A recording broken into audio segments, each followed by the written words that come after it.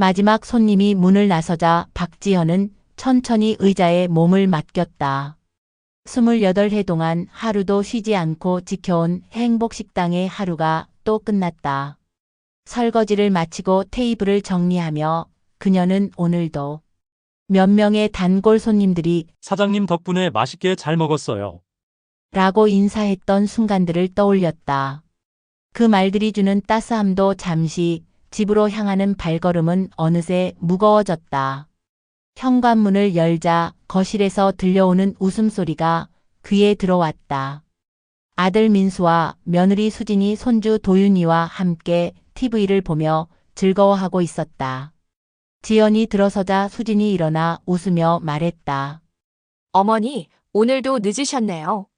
저희는 이미 저녁 먹었어요. 지연은 고개를 끄덕이며 부엌으로 향했다. 냉장고에서 반찬을 꺼내 혼자서 조용히 저녁을 먹었다. 가족들의 웃음소리가 계속 들려왔지만 마치 다른 세상 이야기 같았다. 자신은 이 집에서 밥을 차려주고 빨래를 해주는 역할만 하는 것 같았다.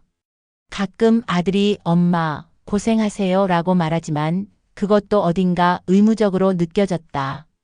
식사를 마치고 설거지를 하던 지연은 거실 벽에 걸린 가족 사진을 바라봤다. 작년 추석에 찍은 사진이었다. 아들 가족 셋은 환하게 웃고 있었지만 구석에 서 있는 자신의 모습은 어딘가 어색하고 어두워 보였다. 마치 사진 속에서도 자신은 배경인 것처럼. 내가 언제부터 이렇게 투명인간이 되었을까? 지연은 속으로 중얼거리며 설거지를 마쳤다. 거실로 나가 함께 TV를 보고 싶었지만 괜히 분위기만 어색해질 것 같아 자신의 방으로 들어갔다. 침대에 누워 천장을 바라보며 그녀는 스스로에게 물었다. 나는 이 집에서 가족일까? 아니면 그냥 함께 사는 사람일까? 어머니, 도윤이 돌잔치 준비하려고 해요. 며느리 수진이 아침 식사를 준비하며 밝은 목소리로 말했다. 지연의 마음이 순간 설렜다. 소중한 손주의 첫 번째 생일, 당연히 자신도 함께 준비하고 축하할 수 있을 거라 생각했다. 언제 하는데? 내가 음식 준비 도와줄까? 지연이 기대에 찬 목소리로 물었다. 아, 괜찮아요. 저희가 다 알아서 할게요. 수진이 웃으며 대답했다. 어머니는 식당도 바쁘시고 편히 계세요. 며칠이 지나자 집 안이 분주해졌다. 수진은 하루 종일 전화 통화에 바빴고 민수도 퇴근 후 무언가를 준비하느라 바쁜 모습이었다.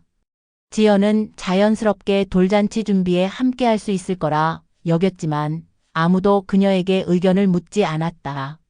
수진아, 내가 식당 운영하면서 손님 접대 경험이 많으니까 도움이 될 텐데. 지연이 조심스럽게 말을 꺼냈다.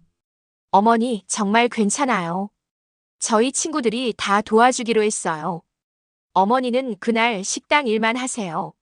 수진의 대답은 정중했지만 단호했다. 돌잔치 전날 밤 지연은 우연히 거실에서 수진이 누군가와 통화하는 소리를 들었다. 네, 할머니는 없으세요. 저희끼리만 조촐하게 할 거예요. 그 순간 지연의 가슴이 철렁 내려앉았다. 자신은 처음부터 초대 명단에도 없었던 것이다.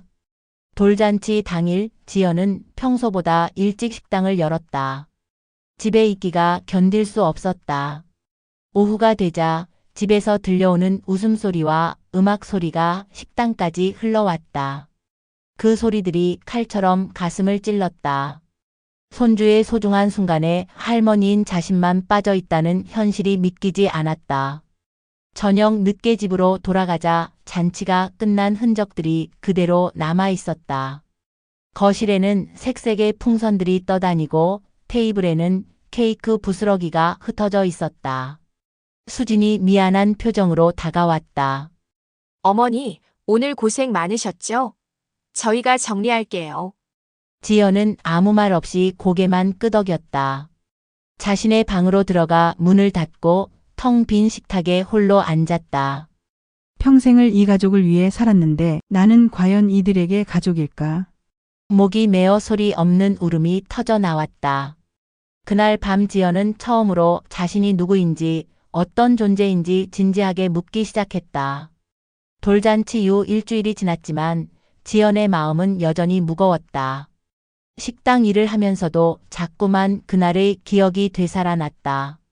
그러던 어느 날 오후 평소보다 일찍 장을 보러 나간 길에 동네 복지관 앞을 지나게 되었다. 복지관 입구 게시판에 붙어있는 여러 안내문들 사이에서 무료 심리상담이라는 글귀가 눈에 들어왔다. 어르신을 위한 정서 지원 프로그램 마이너스 매주 화 목요일 오후 2시 5시. 지연은 잠시 멈춰 서서 그 안내문을 바라봤다. 상담이라는 것이 자신과는 거리가 먼 이야기라고 생각했지만 요즘 같은 마음으로는 누군가와 이야기라도 해보고 싶었다. 며칠을 고민하다가 지연은 용기를 내어 복지관 문을 열었다. 접수대에서 상담 신청을 하겠다고 하자 친절한 직원이 간단한 서류를 건네주며 안내했다. 오늘 오후에 시간 되시면 바로 상담 받으실 수 있어요. 상담실 앞에서 한참을 망설이던 지연은 떨리는 손으로 문을 두드렸다. 들어오세요.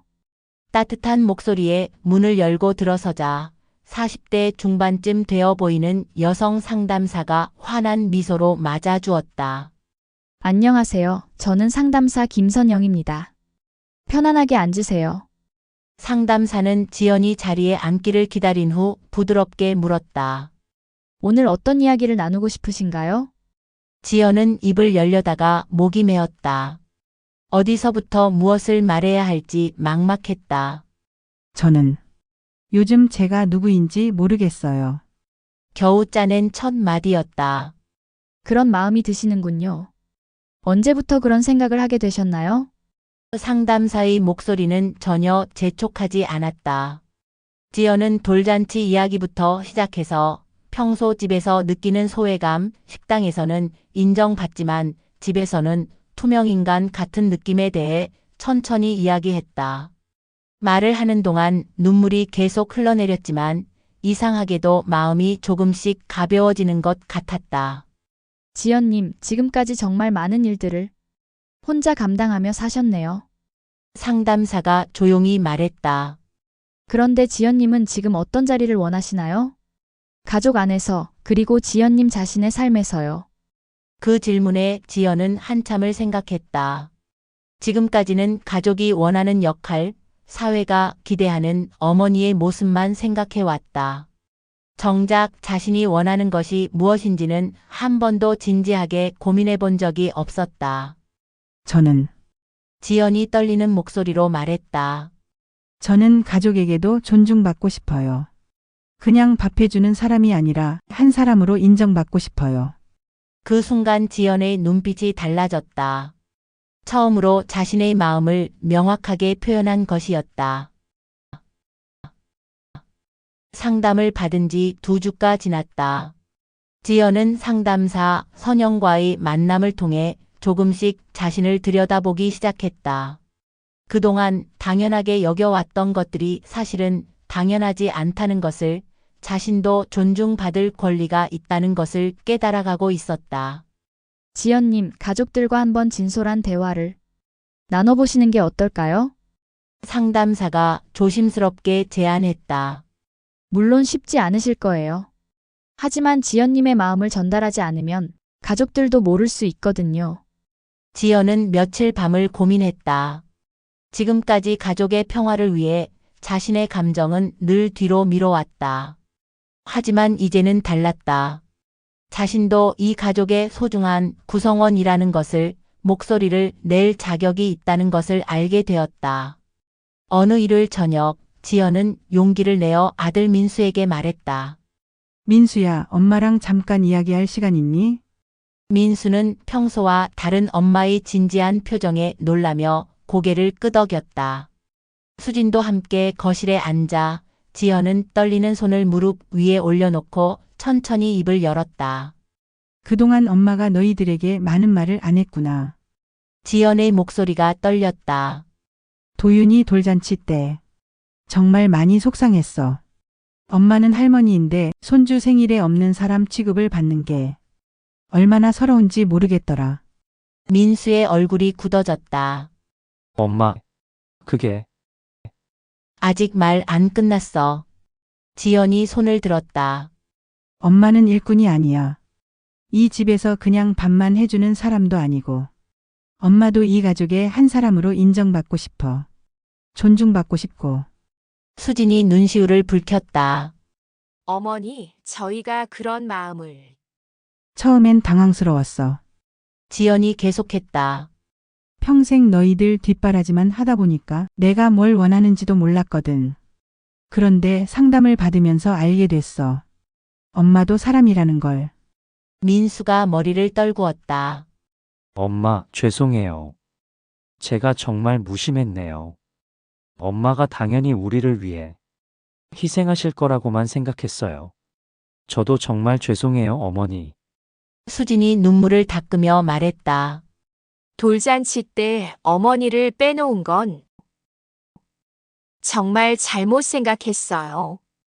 어머니가 바쁘셔서 부담을 덜어드리려고 한 거였는데 어머니 마음은 전혀 생각 못했네요. 이제라도 알아줘서 고마워. 지연의 목소리에 따뜻함이 배어 있었다. 앞으로는 우리가 진짜 가족처럼 지내면 좋겠어. 서로 존중하면서. 민수가 일어나 엄마의 손을 잡았다. 엄마, 앞으로는 달라질 거예요. 엄마 의견도 꼭 물어보고 함께 결정할게요. 그날 밤 지연은 오랜만에 편안한 잠에 들었다. 마음속에 쌓였던 오래된 벽이 무너지고 새로운 시작의 문이 열린 것 같았다. 가족과의 대화 이후 일주일이 지났다. 집 안의 분위기가 확연히 달라졌다. 민수는 퇴근 후 지연에게 하루 있었던 일을 이야기하기 시작했고, 수지는 저녁 준비를 함께 하자며 먼저 다가왔다. 무엇보다 도윤이의 육아에 대해서도 지연의 의견을 물어보는 일이 잦아졌다. 어머니, 이번 주말에 도윤이랑 놀이공원 가는데 함께 가실래요? 수진이 조심스럽게 제안했다. 그래, 할머니도 함께 가고 싶어. 지연의 대답에 수진이 환하게 웃었다. 며칠 뒤 지연은 다시 행복식당의 문을 열었다. 하지만 이번에는 마음가짐이 완전히 달랐다. 그동안은 단순히 생계를 위해 하루하루를 버티기 위해 운영했던 공간이었다면 이제는 자신을 표현하고 사람들과 진정으로 소통하는 삶의 터전으로 느껴졌다. 단골 손님 김씨 아저씨가 들어서며 말했다. 사장님, 요즘 뭔가 달라 보이시네요. 더 밝아지신 것 같아요. 그런가요? 지연이 웃으며 국밥을 내어주었다. 요즘 마음이 좀 편해졌거든요. 아, 그래서 국물 맛도 더 깊어진 것 같네요. 김씨 아저씨가 한 숟가락 떠먹으며 엄지를 들었다. 지연은 깨달았다. 자신이 마음의 평안을 찾자 음식에도 그 마음이 담기는 것 같았다. 상담실에서 선영 선생님이 해주었던 말이 떠올랐다.